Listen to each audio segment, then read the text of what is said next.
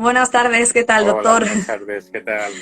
Muy bien, muchísimas gracias por entrar con nosotros hoy y además a esta hora ya que ya toca desconectar un poco, ¿eh? Pero muchas Es gracias. lo que hay, sí, sí. ¿Mm? Pues doctor, mira, estábamos comentando, a ver si nos, para empezar de alguna manera, en un día como hoy, ¿no? Que es el Día Mundial del Cáncer de Mama, ¿qué datos se están barajando actualmente y hacia dónde van esos datos para tener una fotografía del cáncer de mama?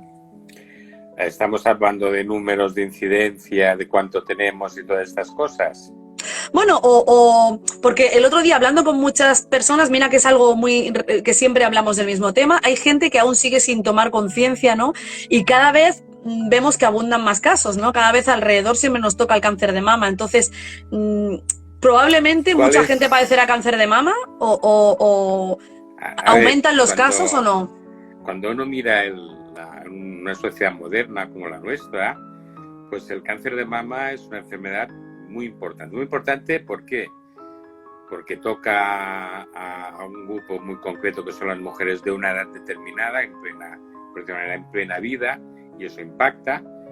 Porque es muy importante, porque es el cáncer más frecuente en la mujer en los países modernos, y eso es prácticamente en todo el mundo. Prácticamente no hay ningún país del mundo donde el primer cáncer en la mujer no sea el cáncer de mama, excepto algún país centroamericano muy particular, ¿no?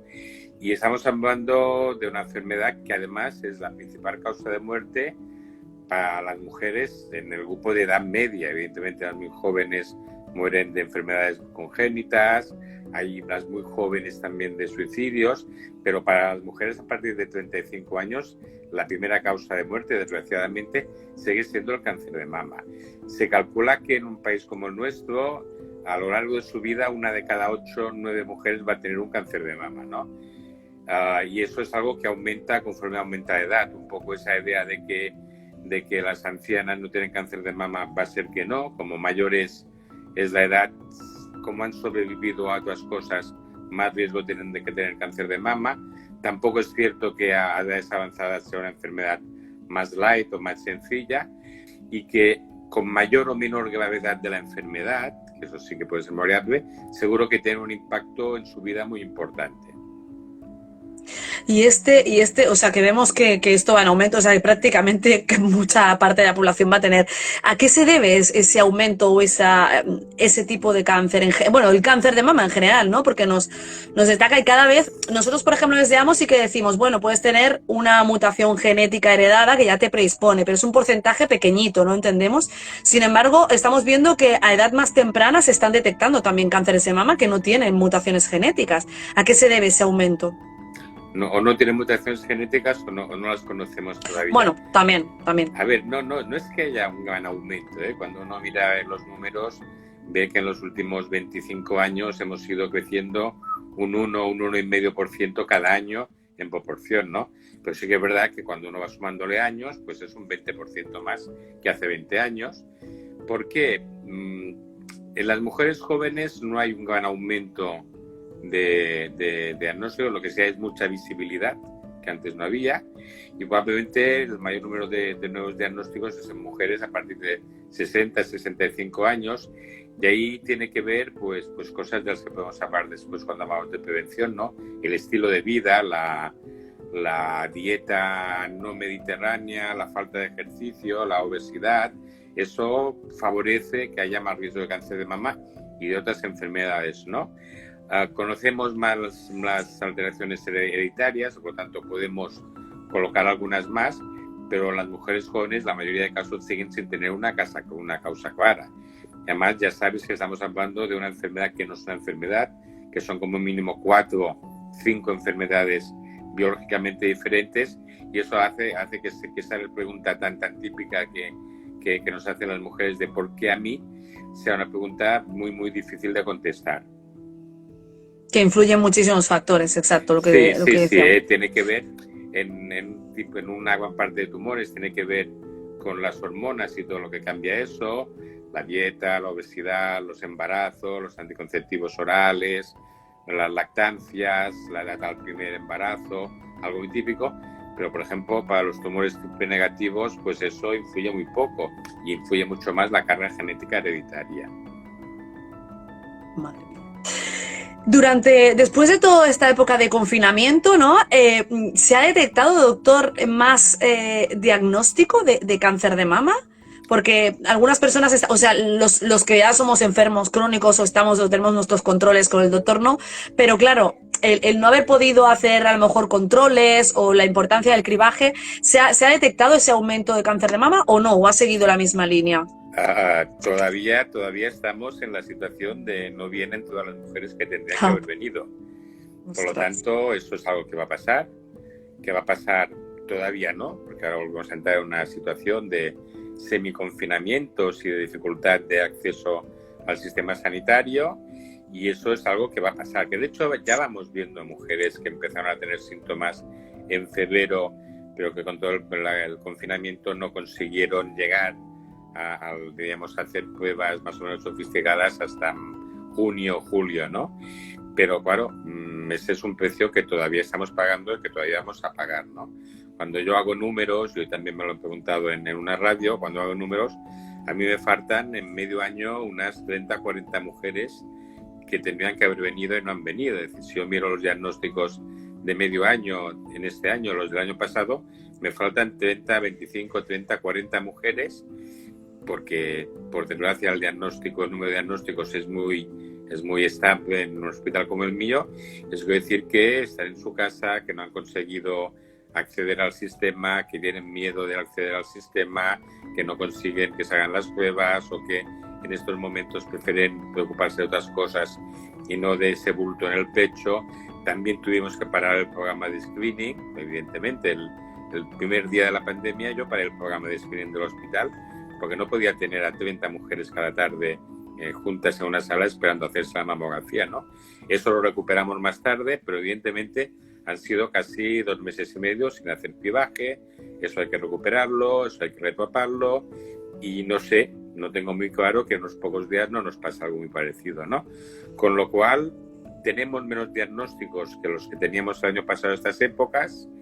Empezamos a ver algunos casos de enfermedades más avanzadas de lo habitual, y yo preveo que para cuando acabe esta temporada pues todo está en una situación, no diría dramática, pero sí muy dura, con el cáncer de mama y con muchas otras enfermedades. Ostras.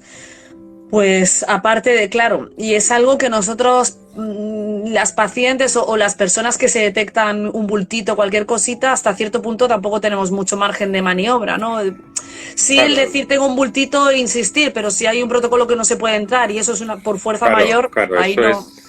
Eso es lo difícil de cuando tenemos una situación como la actual de pandemia, con todo lo que eso conlleva, pero hemos de seguir viendo pacientes que tienen otras enfermedades, ¿no?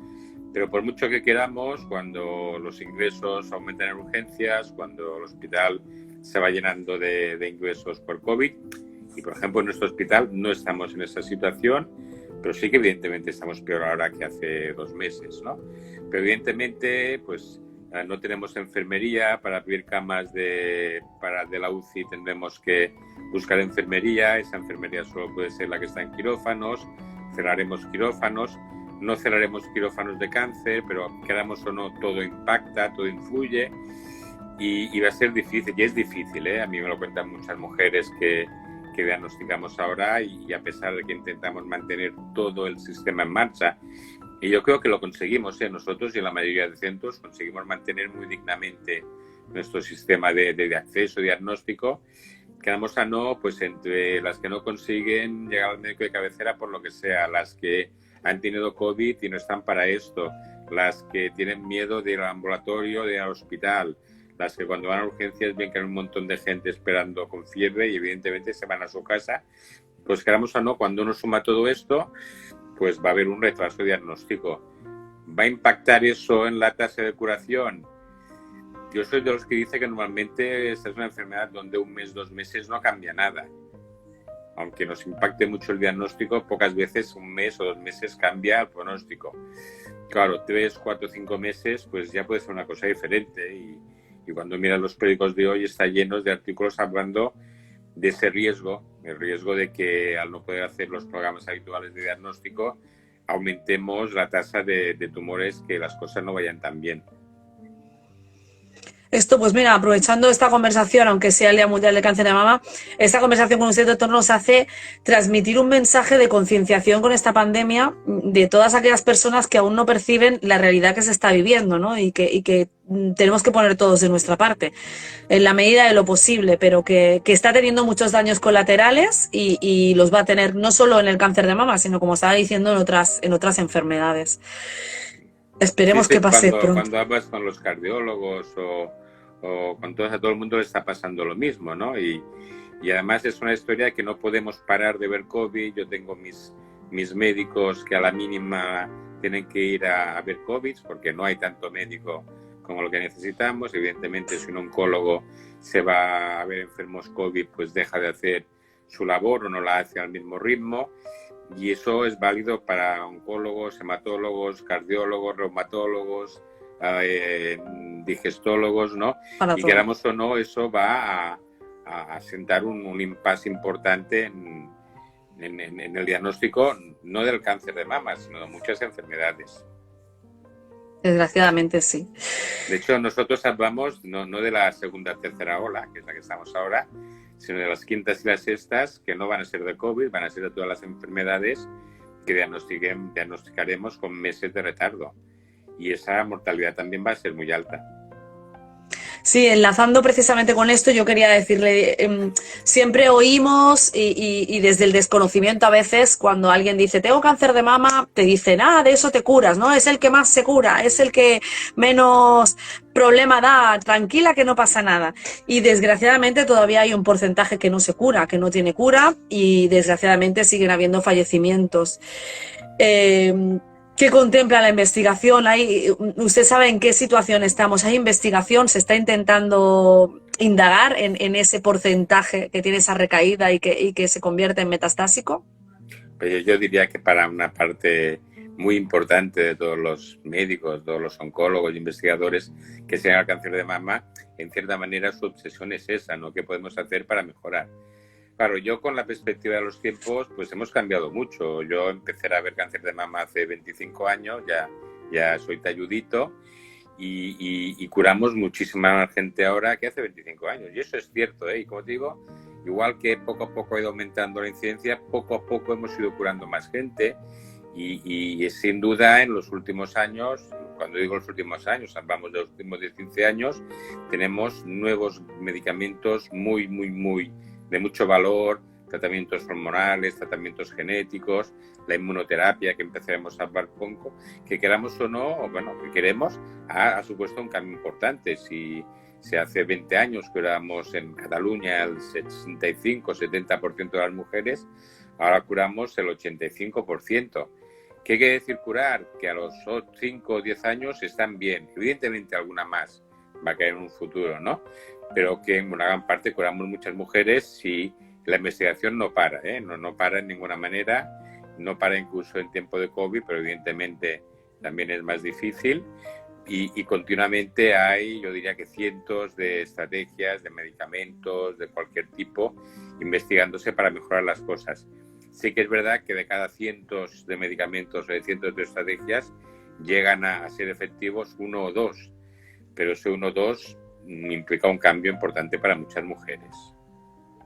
Un mensaje de esperanza, doctor, un mensaje muy bueno de esperanza, sobre todo de concienciar también de lo importante que es seguir con la investigación. Nosotros cuando decimos ese granito de arena y todos, por un lado o por otro, pues se tiene que seguir apostando por la investigación y se tiene que seguir creyendo en la ciencia y en que se avance y que cada vez, pues como ha dicho, se están curando cosas que hace 25 años pues no eran curables y se perdían vidas.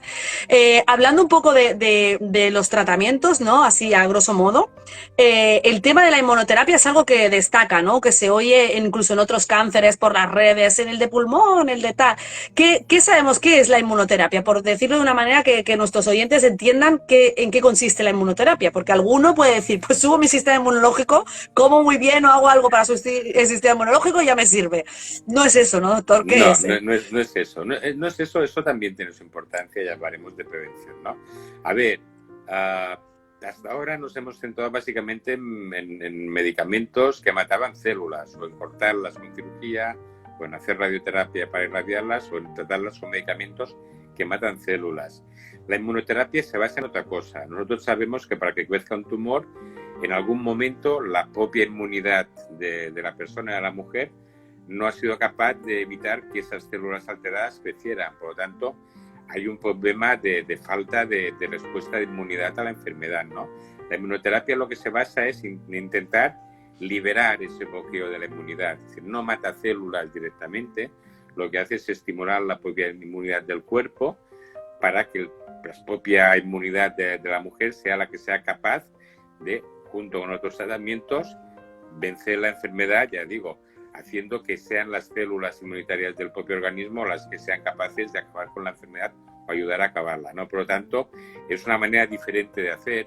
Como tú dices, ha demostrado ser un tratamiento muy importante en muchos tumores cuyos tratamientos serán o inexistentes o muy malos, ¿no? Como el melanoma, como el cáncer de riñón, como el cáncer de pulmón, como algún otro tumor relativamente raro, donde la inmunoterapia ha supuesto un cambio realmente muy importante, ¿no?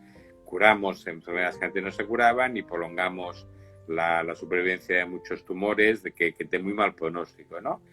Sí que es verdad que para que la inmunoterapia funcione se necesita una serie de características del tumor, ¿no? Esas que cumplen pues muchos cánceres de pulmón, muchos melanomas, ¿no? Cuando vamos al cáncer de mama, pues pocos cánceres de mama cumplen esas condiciones para que estimular la inmunidad sea un buen tratamiento. Básicamente hay un tipo de tumores, que es el de peor pronóstico, que es lo que llamamos tumores triple negativos, donde en ese tipo de tumores, que son más agresivos que los otros tipos, sí que hemos detectado que hay una falta de esa autoinmunidad, de esa inmunidad, y por lo tanto estimular la inmunidad parece ser que va a dar buenos resultados, ¿no? Y ya tenemos un par de tratamientos que han demostrado buenos resultados, pero hay que decir que todavía estamos en una fase no de investigación, pero todavía muy cercana a la investigación, donde todavía no tenemos muy claro qué paciente, en qué situación, a qué grupo de pacientes, ¿no? Pero es un tratamiento que ya hacemos, básicamente dentro de estudios clínicos o lo que llamamos un uso compasivo en los pacientes que no tienen otra alternativa y que sabemos y que ya ahí tenemos muchas mujeres con cáncer de mama donde este tratamiento ha supuesto un cambio muy importante, ¿no? La inmunoterapia tendrá un papel importante, pero tendrá un papel importante en este tipo de cánceres de mama, a lo mejor en otro tipo de tumores, que son los tumores HER2 positivos, pero ahí con menos trascendencia, y eso quiere decir que será un tratamiento importante, pero solo para el 15-20% de las mujeres con cáncer de mama, ¿no? Para las otras, sencillamente tenemos otros tratamientos que van a ser más útiles que la inmunoterapia. Pero es un avance importante, es un avance cualitativo muy importante. Vale. Por lo tanto, casi nosotros lo que aconsejaríamos es que cada paciente hable con su oncólogo y estudie su caso, y si tiene esta inquietud de la inmunoterapia, pues se lo consulte a su oncólogo a ver si está en esas condiciones. No es tan sencillo como si la inmunoterapia sirve para todo el mundo, se necesitan esas condiciones. Primero que estamos en una situación donde son tratamientos que todavía no están aprobados en nuestro sistema público, por lo tanto, con toda esa complicación que lleva, y no están aprobados porque todavía no está claro realmente que sea un beneficio evidente y claro con fármacos de altísimo coste, ¿no? Y ya digo, es útil en un grupo de tumores biológicamente muy determinados, triple negativos, que además tengan una determinada alteración celular, una proteína que se llama el PDL1, porque si no, no va a funcionar, ¿no? Por lo tanto,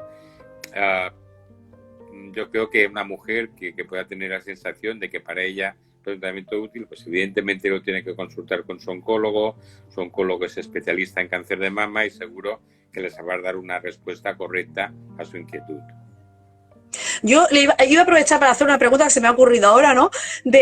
Claro, a veces vemos noticias y cuando los medios de comunicación dan un titular o una noticia, todas las mujeres, las que padecemos cáncer, las que lo hemos padecido, las que tienen miedo a volver a padecerlo, enseguida decimos, ostras, o se lanza a lo mejor un mensaje, este tratamiento ha sido exitoso y ya curamos tal. Y realmente hay que lanzar un mensaje de que es mucho más complejo que eso, que no es tal cual, que eso a lo mejor es una novedad en un momento dado, pero se ha de constatar y se necesita, pues eso, ¿no? Características específicas y... Sí, desgraciadamente hay laboratorios de este país o de este mundo que han curado el cáncer no sé cuántas veces ya en los últimos 10 años, ¿no? Pero cada 2 por 3 tienen una noticia que curan el cáncer o curan el cáncer de mama y desgraciadamente curamos más, pero no curamos todos los cánceres de mama ni siempre, ¿no? La investigación es fundamental. Donde estamos es por la investigación. Sin investigación no estaríamos, ¿eh? Pero hay que ser muy, muy cuidadoso cuando uno informa de esto, cuando uno da esa noticia. Ahí es un componente entre el deseo del investigador de explicar sus logos o lo que él cree que es exitoso, el deseo del periodista de vender una noticia optimista, pero muchas veces eso no diré que es una fuente de conflictos, pero muchas veces es triste explicarle a una mujer que ella nunca se va a beneficiar de este tratamiento, o porque es un tratamiento muy, muy inicial y por lo tanto no hay nada ni a corto ni a medio plazo, o porque su enfermedad no es de ese tipo, o porque las condiciones en las que se ha hecho el estudio en ellas no son aplicables, ¿no? Por lo tanto, es muy importante la información sobre investigación, pero hay que ser muy cuidadoso de no dar, no diré falsas esperanzas, pero sí una información que no se pueda entender fácilmente. Sí, por eso siempre nosotros abogamos a tener siempre cuidado con el doctor Google, cuidado con las noticias, cuidado con una interpretación sin conocimientos y siempre ir a vuestro oncólogo, a vuestro médico, preguntar, comunicaros y que se os dé una explicación de eso, ¿no? Porque, mira, nos preguntan por aquí, aunque no vamos a poder contestar todas las preguntas, pero dice, doctor, el tema de quedarse embarazada antes de los 30 para prevenir, ¿esto es verdad? Sí, pero no es antes de los 30, es antes de los 22 o 23. Pues claro, qué mal está el tema. Claro. A ver, cuando uno mira la historia de la humanidad, cuantos más embarazos, cuantos más tempranos son los embarazos, pues menos riesgo de cáncer de mama, simplemente porque cada embarazo, cada lactancia son 9, 10, 12, 15, 20, 30 meses sin un determinado influjo de hormonas, ¿no? Y eso libera de riesgos, ¿no? Pero hay que ser realistas, eso no es posible en nuestro mundo. No puedes decir a la gente que para no tener cáncer de mama tiene que empezar a quedarse embarazada a los 17 años y tener 7, 8 hijos, ¿no? Por lo tanto, eso es cierto. No es cierto a nivel individual, es cierto a nivel colectivo. ¿Qué quiere decir? Que en las sociedades donde los embarazos son muchos y muy tempranos, el riesgo es menor. A nivel individual eso es muy difícil de concretar, ¿no? Pero hay que ser realistas. Hay cosas de la epidemiología que no son posibles en la vida moderna. Y eso pues, es la típica situación que no va a ser posible en la vida moderna, ¿no? Por lo tanto, es un dato bueno, importante, porque nos explica muchas cosas de por qué aparece la enfermedad y su relación con las hormonas, pero no creo que podamos ir recomendando a la gente que vaya quedándose embarazada a los 16, 17 años y que lo haga 10 veces o 12 veces, como según qué momentos de la historia. Bueno, muchas de las personas nos van diciendo que se les ha pasado el arroz. Es que es terriblemente difícil obligar a una cría de 22 años a que se quede embarazada, claro. Claro, no, es que ahí tienes otros problemas sociales, culturales, económicos, que a lo mejor empeoraríamos las cosas, ¿eh? Una cosa es lo que me dice la epidemiología, la otra es, cuando hablamos de prevención hay cosas que son ciertas, pero que no tienen impacto en nuestro mundo actual, ¿no? Y entonces, hablar de prevenir el cáncer de mama con múltiples embarazos a los 18 años no es realista. No, la verdad es que no. Nos preguntan también, doctor, ¿con un cáncer hormonal es peligroso quedarse embarazada una vez hagas tratamientos y hayan pasado los 5 años? Tenemos múltiples estudios, muchísimos estudios que nos dicen que no, ¿eh? Evidentemente, quedarse embarazada no disminuye el riesgo de una enfermedad que uno ha tenido. Si es una enfermedad de mucho riesgo, ese riesgo está. Incluso parece ser que lo disminuye un poco. En todo caso, quedémonos en que no cambia el riesgo. Y tenemos muchísimos estudios donde una vez que acaba el tratamiento hormonal, básicamente porque durante el tratamiento hormonal no pueden quedarse embarazadas las mujeres, no aumenta significativamente el riesgo, ¿no? De hecho, estamos haciendo estudios a nivel europeo de mujeres muy jóvenes, hacer una pausa del tratamiento hormonal para quedarse embarazada y después volver a continuar con el tratamiento hormonal, porque sabemos que para las mujeres jóvenes la maternidad es un tema fundamental. Pues doctor, enlazando con el tema de la prevención, que ya estamos hablando y nos están haciendo preguntas, ¿qué podemos hacer para evitar desarrollar Aparte de rezar al universo para que no te toque, Bueno, ¿qué lo de podemos rezar hacer? depende, ¿no? A ver, Depende, claro, exacto, cada uno su credo, ¿eh? la prevención del cáncer de mama pues es muy aburrida, porque en el fondo prevenir el cáncer de mama es llevar una vida sana. ¿Qué hay que hacer una vida sana? Pues hacer una dieta correcta, esa dieta entre comillas mediterránea, ese nombre tan manido, pero en el fondo quiere decir mucho verde, muy poco rojo y comer evidentemente, no diré frugalmente, pero evitar la obesidad, hacer ejercicio físico, mantener el peso correcto. Eso es lo que, evidentemente, evitar fuentes externas de estrógenos, ¿no? O tratamientos hormonales innecesarios. Ya no estamos en aquel momento de que la carne de lo que sea lleva estrógenos, porque ya no pasa, ¿no? Pero evidentemente hay fuentes de estrógenos externos muy importantes, ¿no? Todo lo que sea disminuir el nivel de estrógenos, y eso igual que hablábamos de los embarazos, mantener un peso correcto y hacer ejercicio disminuye el nivel de estrógenos, pues disminuye el riesgo de cáncer de mama, ¿eh? Por lo tanto, lo mejor para la prevención es, como para tantas enfermedades, como para las enfermedades cardiovasculares, como para tantas enfermedades, la dieta sana y el ejercicio físico. Evidentemente eso es más aburrido que no hacerlo, pero es sano. Ya sabemos que lo aburrido suele ser más sano. A ver, mantener una vida activa es importante, evidentemente evitar los estrógenos externos, aunque digo eso ya es poco habitual. Yo diría que la prevención primaria va por eso. Digamos también para entenderlo de alguna forma, ¿no? Que nos sirve no solo para el cáncer, sino en general, como dice usted, para todas las enfermedades. Sí.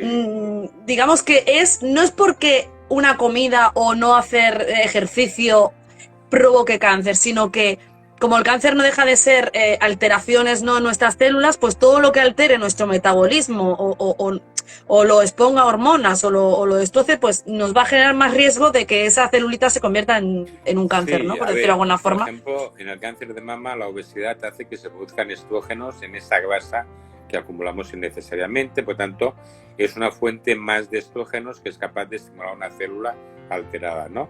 Y el ejercicio físico, tanto por mantener el peso como por evitar una serie de mecanismos moleculares de estrógenos, pues también va a disminuir los estrógenos, ¿no? Y como tú dices, eso no solo va a prevenir el cáncer de mama. Nosotros calculamos que con una dieta correcta, una dieta correcta no es evitar una comida, no hay ningún alimento maravilloso, ni ningún alimento en concreto desastroso, ¿no? Es básicamente calorías, ¿eh? Con una comida ideal, peso ideal, pues podríamos evitar hasta el 25 o 30% del cáncer de mama en la actualidad, ¿eh? Pero también evitaríamos entre el 20 y el 25% del cáncer de colon, también evitaríamos en los hombres el del 25 al 30% de cáncer de próstata, también evitaríamos en las mujeres entre el 20 y el 25% del cáncer de matriz. Por lo tanto, no solo bueno para el cáncer de mama, sino para todo esto, y además, evidentemente, las mujeres que hacen vida sana se infartan menos, tienen menos problemas de trombosis, tienen menos problemas circulatorios. Por lo tanto, desgraciadamente la vida aburrida es mucho más sana. Pues hay que cambiar esa vida aburrida y darle un giro, porque realmente un 30% es importante, ¿eh? O sea... Sí, ¿eh? Si vamos, antes decíamos ese aumento que ha habido de diagnósticos, probablemente se debe a eso, al estilo de vida occidental, con más comida de peor calidad, más sedentarismo, más grasas poliinsaturadas, más carne roja, menos frutos rojos, menos verdura, menos frutos secos. Eso es lo que explica ese aumento del 20-25% en los últimos años. Bueno, es un secreto a voces, siempre digo esta misma frase, porque es que estamos llenos de secretos a voces, pero que no escuchamos porque a veces creemos que la cosa no va con nosotros. Y nuestro deber, los que estamos en asociaciones, es recordarlo, aunque sea aburrido. Por otro lado, doctor, ya una última anotación que me han hecho también y me han preguntado, que hay mucha duda, con el tema de la biopsia líquida. ¿Qué es esto de la biopsia líquida? ¿Se va a utilizar en un futuro? ¿Nos va a servir para algo? Bueno, la biopsia líquida ya la usamos, ¿eh? A ver, la biopsia líquida es algo tan sencillo como nosotros para tomar decisiones de tratamiento necesitamos analizar las alteraciones genéticas, moleculares de la célula de la enfermedad. Eso normalmente lo hacemos en el tumor o antes del diagnóstico. Sobre todo, estamos hablando de la situación donde la enfermedad ya tiene metástasis y buscamos alteraciones moleculares muy concretas, ¿no? A veces es muy difícil hacer esa biopsia y lo que sabemos es que circulan las células tumorales, circulan por la sangre. Por lo tanto, la biopsia líquida es extraer sangre normal, de esa sangre extraer las células de la enfermedad, las células cancerosas, que hay diferentes técnicas, y analizar las alteraciones genéticas en las células sin tener que ir a hacer la biopsia en el hígado, en el hueso, en el pulmón o donde sea, ¿no? Eso nos permite analizar muchas alteraciones genéticas con un análisis relativamente sencillo. El análisis es sencillo, el sacar la sangre y el extraer las células, ¿no? El análisis molecular es complejísimo, miramos cientos de genes, se hace con unos algoritmos matemáticos muy complejos, es decir, que es una tecnología de alta tecnología actualmente, pero en el fondo lo que quiere decir es que miramos las características de la enfermedad y en lugar de mirarlas en las células del tumor original o en las células de la metástasis en el hígado o en el pulmón, lo hacemos en las células de la enfermedad que circulan por la sangre o en el DNA de las células tumorales que circula por la sangre. Esas técnicas que nos permiten evitar biopsias innecesarias, sobre todo cuando es muy difícil biopsiarlas. Y además es una fuente de material bastante inagotable, es decir, podemos hacer varias extracciones para ir buscando diferentes alteraciones genéticas. ¿Y sería posible para una persona que ha tenido sin tener metástasis un tumor, para predecir si esa persona puede tener una recaída o no en un futuro? ¿Sería posible llegar a controlar eso o no? Que sería maravilloso. Eso de hecho es una historia muy antigua, porque ya hace más de 15 años, incluso 20, que empezamos a hacer análisis en sangre buscando estas células y en función de la cantidad de células eso nos daba una información pronóstica, ¿no? De cómo iban a ir las cosas. La verdad es que cuando se empezó a hacer esto era un análisis muy complejo, con un de acceso muy difícil y los resultados no acabaron de ser muy concluyentes sobre la cantidad de células, ¿no?